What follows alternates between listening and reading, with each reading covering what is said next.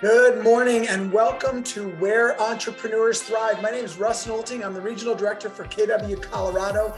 On this week's episode, we're speaking with Colleen Kelley to discover how she became the entrepreneur we see today and what makes her thrive.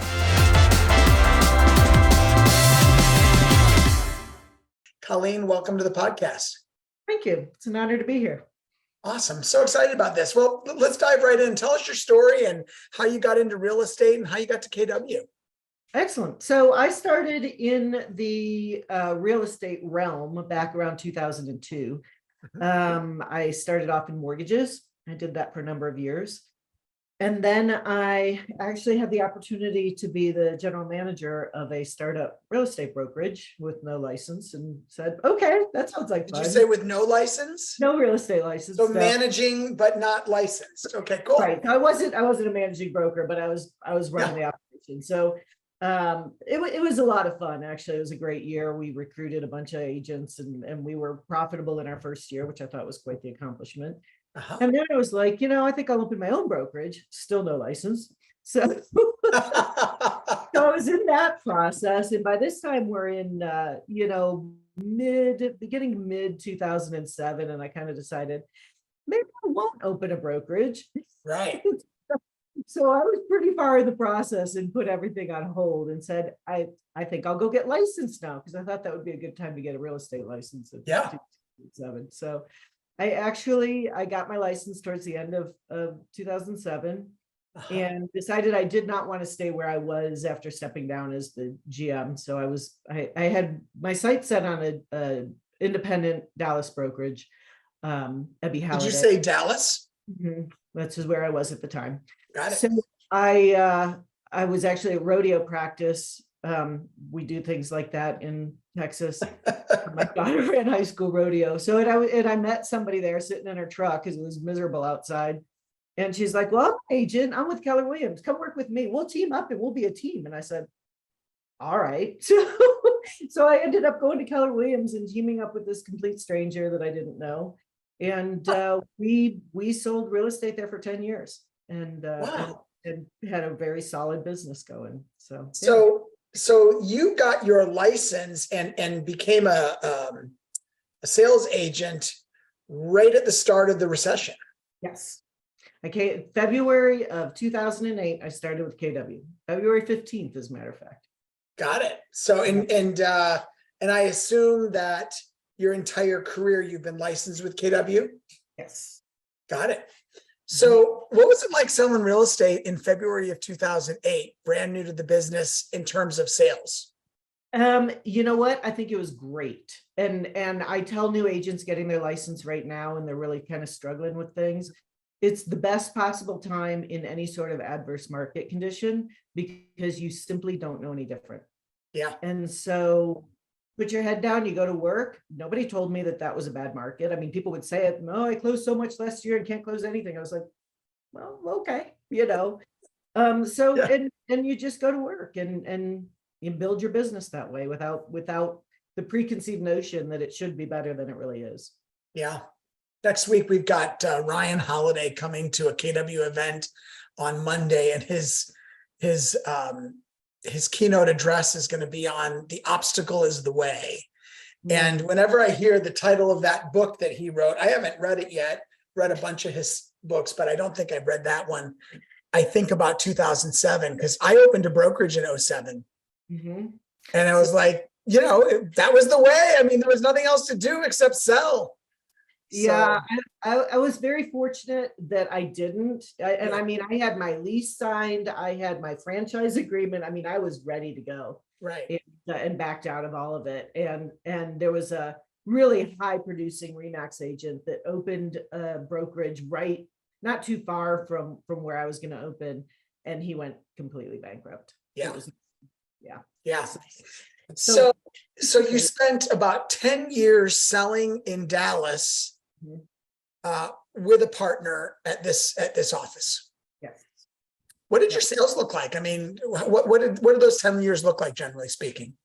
We built steadily. We were up to, my business partner and I were up to about 60 units a year. So a solid business. Yeah. It was consistently probably top 5% of our market center. We had the benefit of being in a market center that Jimmy and Linda McKissick were the owners, and David Osborne was an owner, and so there was just a lot of very high level thinking and advancement opportunity there. Yeah. So the conversation was always very elevated. It was nice. That's cool. 60 units used to be a lot. Yeah. I mean, now we see these mega teams doing hundreds and hundreds of units, but I remember looking at rosters back in the early 2010s, and very, very few people were hitting those kinds of numbers. So 60 is great. Yeah, it was like I said, it was pretty solid business. We were pretty happy with it. So what happened next after these first 10 years in Dallas? So then my team leader stopped me in the hall one day and said, "Hey, Colleen, do you want to move to Colorado and go be a PC?" And I said, maybe. She happened to be Don Sarno's maps coach. Oh. Small world. So I went home. I talked to my son, was a junior in high school. I said, "Hey, you want to go do your senior year in Colorado?" And he's like, "Heck yeah, let me go pack. Let's go do it." So we came up to Colorado in the summer of 2017 and I started as a PC. So in a market I didn't know, with nobody here that I knew, and yeah, it was fun. Did you know that in about, I think it was 2018, I became Don Sarno's maps coach? I have heard you say that before. Yes. That's what I say, small world. It is really, I had no idea. That's so funny. So so you moved to a new town, in a market center that had been around for some time, and you became the PC and Don was the TL. Yes. So what did that look like? Starting a new business in a new town? It was a blast. I mean, it was really fun. So I did not coach brand new agents, which was kind of my stipulation when I came. I said, the mentors at the time, and it's still that way, the launch coach now does their compliance side of things. And I was like, I've never sold there. It's probably not a good idea having me do that. Right. So my target agent client list was those agents that kind of had some deals under the belt, knew how to do a contract, weren't quite ready to go move on to maps coaching. Or maybe they were, but they really wanted that interactive one-on-one, face-to-face. Yeah. And that's who I started coaching and built my business that way. That's great. So so that was 2016, 2017. And so you've been doing that for the last 5, 6, 7 years. Yeah. Yeah. So I'm technically not the PC in the office anymore. I turned that title over to Bowtie Ben, who's fantastic. And I decided to go back to school at this age and pursue more education. So kind of turned that over to Ben, and yeah. So how many people do you coach currently? Got about 20 people that I coach right now. And are all of them in the Westminster office, or are you coaching outside of that office as well? I coach some people outside of that office. We have one of our teams that we coach over in the office too. So, and then I also do my degree program's in executive coaching. So I also do some leadership executive level outside of real estate too. Oh, cool. So, all right. So you're coaching, you're in school. Tell us more about that. Again, I don't know what I was thinking, but I was thinking this is a good idea. So I went back for my master's in executive coaching and organizational behavior, and just finished my halfway mark of that program. So I got another year to go. And it's great. I am learning just an amazing amount of information, meeting incredible people, working on my ICF credentialing to really elevate my skills as a coach. Yeah. For those who don't know what ICF is. International Coaching Federation. So So what do you get by earning that designation? I mean, what's the goal for this for you? So there's we live in our bubble, which it's a good bubble. Yeah. We like our bubble. It's a recognized, the ICF is kind of like NAR, only international, Right. of the coaches world. So they are the premier recognized organization worldwide for credentialing, and they are not a regulatory organization, but they're kind of just like NAR has our code of ethics and stuff, so does the ICF. And in some locales, they are semi-regulatory for some countries. So it gives a lot of if you have that credential, you've achieved a certain level of education and you coach in a certain way. And I've noticed MAPS has started to have more and more of their MAPS coaches be ICF credentialed, which is really great too. Yeah, super. So, okay, you're coaching, you're going to school. What other things? Are you selling real estate now? I'm not, towards the end of 2021, I decided to get back into selling real estate. So I ventured down that road, went on some appointments. I think we might have even closed a deal or two, but it was like, I started, I'd go to bed and then I'd get up and go, oh, I'm going to go do some market research, because I get kind of obsessive about things. So I decided pretty quickly, I was like, I think I really need to focus on coaching. And that's kind of where my heart is. So I stepped back from my goal was to sell 6 to 10 homes a year, have enough money to buy some more investment properties. But I was like, I can hold off on that for now. Right. So you mentioned investment properties, and I know when you and I were driving to the airport recently, after a KW event, you were talking about investment properties. Is that another side hustle for you? A little bit. I've got 2 long-term rentals in Texas, and then I have a short-term rental in Colorado. Mm-hmm. So is there a goal to have more? Not right at the moment. Mm-hmm.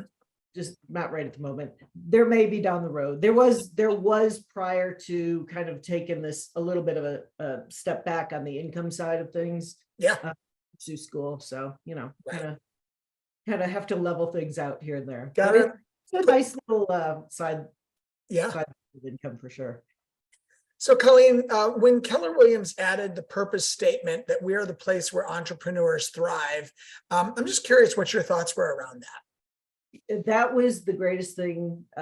So of the various phrases KW has had over the years, and there's been a few, I think that is far and away the best they've put out there. I think it completely encompasses what KW is about.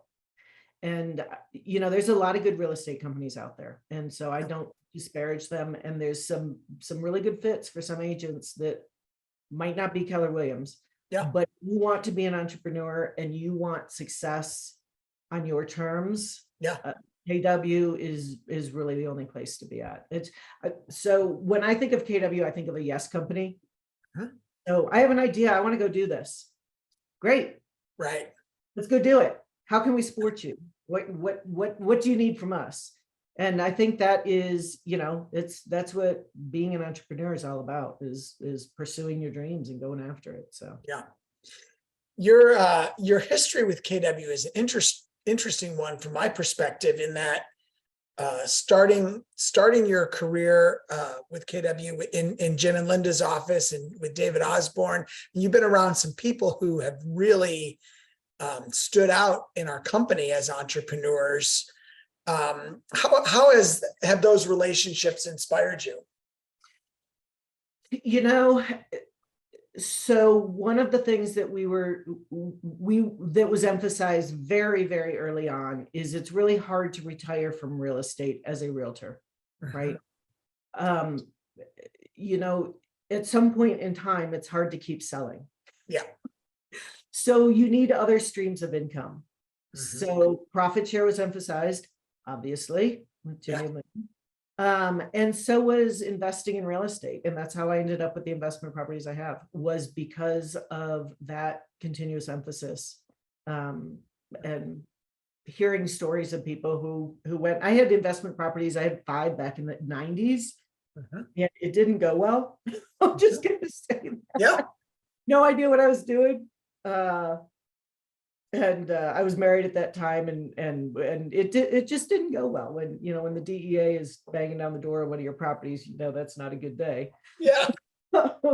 So he was very, very reluctant to get back into it, and I kind of pushed us forward after being in that office and having that emphasized on a continuous basis. Yeah. To think about your future. How are you going to get passive income? What are you going to do when you're not selling real estate? What's your future going to hold?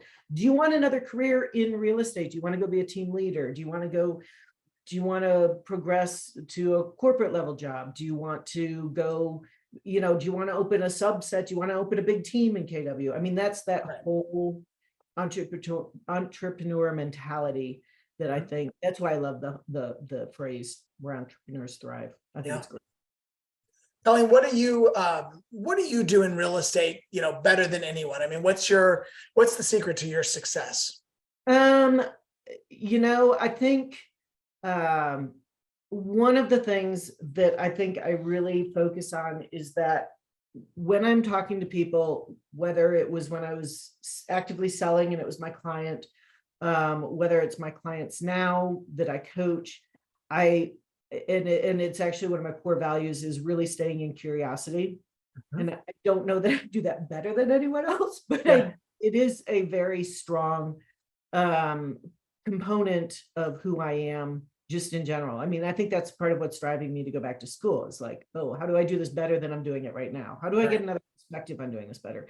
And so when I'm talking to somebody and they have their own story and their own ideas, I think being respectful of that and working hard to understand their perspective and where they're coming from and what they want.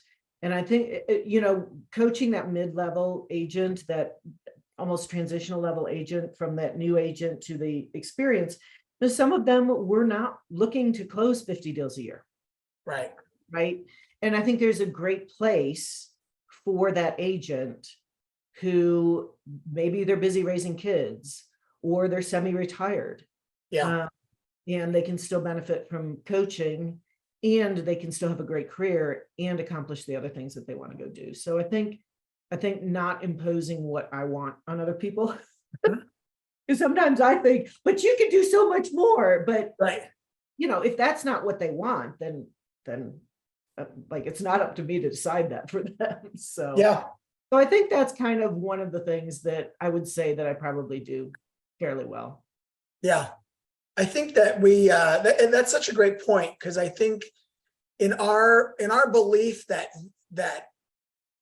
income is unlimited in our industry, and you can be anywhere you want to be in 5 years. Sometimes we take our own idea of what success looks like and place it on our clients when they may not have that as their goal at all.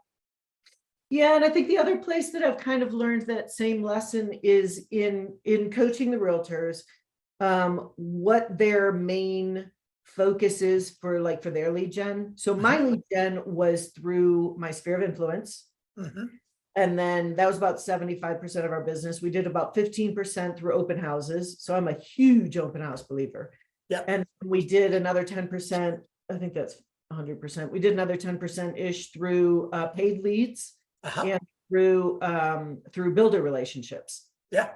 And so those were our pillars of business. And so I'm predisposed sometimes to emphasize those to somebody else, whereas they may love to call expireds. Okay, great. How do I help you do that to the highest level you can?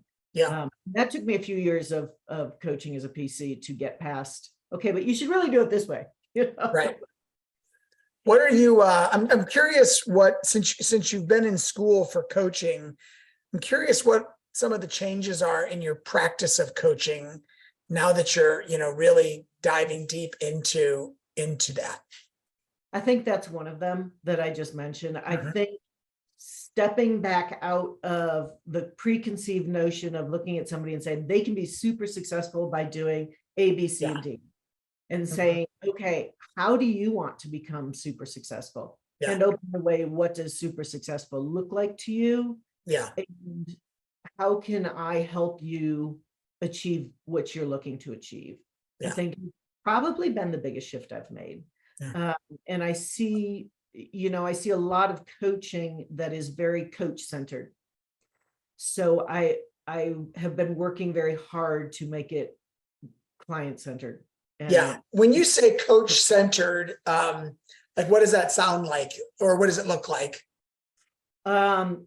Here's what you need to do. This is how you're going to do it, because this is how I know how to do it. And Here's my agenda for the day. Yeah. And here's the consequences if you don't do it that I'm going to impose on you. Here's your accountability piece, Yeah. as opposed to, okay, so how are you going to be accountable for this? Yeah. Right?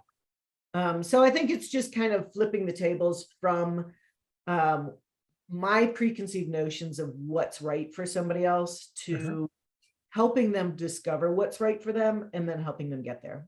Yeah. So I'm just curious. I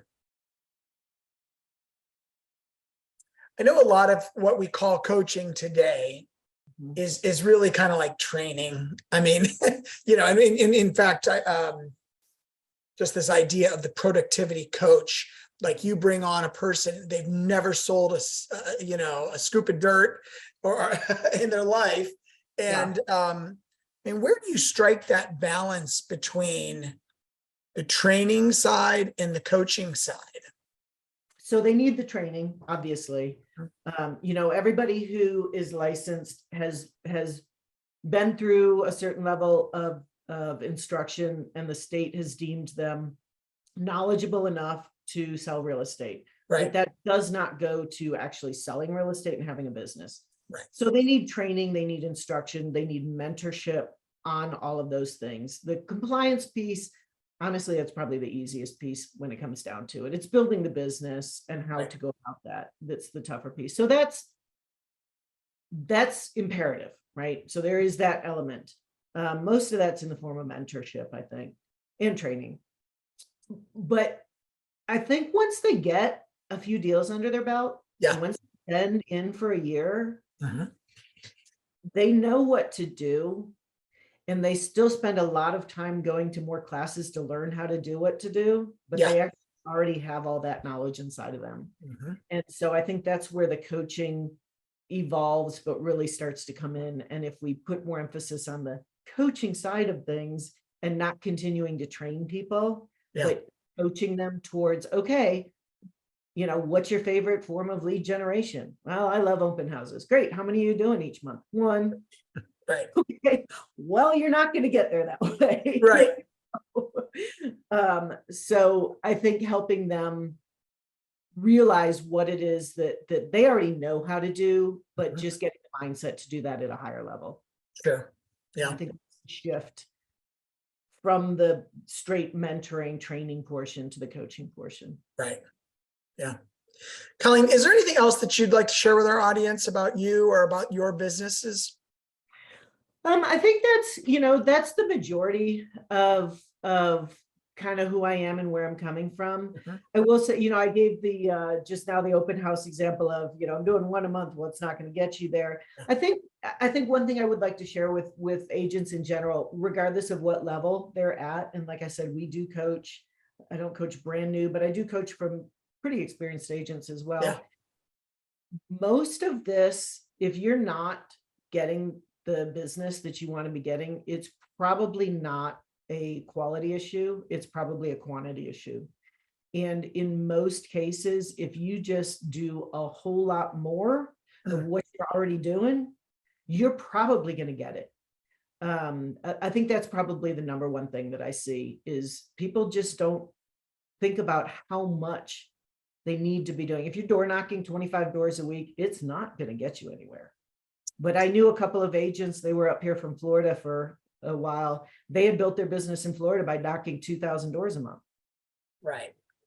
That's a lot of doors. Oh, by the way, the quality follows if you do the quantity, right? Right.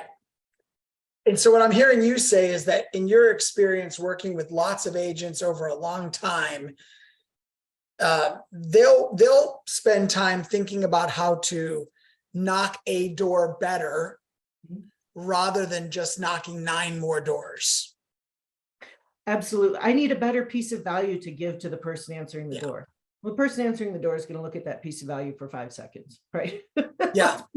They're going to glance at it. You need to talk to more people. If my business partner and I back in Texas, we used to do on average about 100 open houses a year. It was 2 every weekend, and we did them together. It wasn't like she did one and I did one. We did them together. And that drove about 15% of our business. Yeah. That's good results. And what didn't convert into a sale went into our database for future business, So, and by the way, over a couple of years of doing that, we got really good at open houses. Yeah. But we didn't do a study for 6 weeks on how to do a good open house. We just went out and did it. Yeah. I mean, such a great example of what Gary talks about in the Millionaire Real Estate Agent book about the pottery. Are we going to focus on making as many pots as we can? Or are we going to focus on the perfect pot? And obviously the answer is as many pots as you can make. And I think you just really demonstrated what separates our absolute top producers from the rest of the pack. The top producers get into 10x effort on everything, whether it's the lead gen or going on appointments or even screening candidates, for team positions. Like they just go all out whenever they do. Absolutely. And you have the knowledge. Like I said, don't be afraid to get out there and just do it. But do a lot of it. Just more, as much as you think it's going to be necessary, do more of it.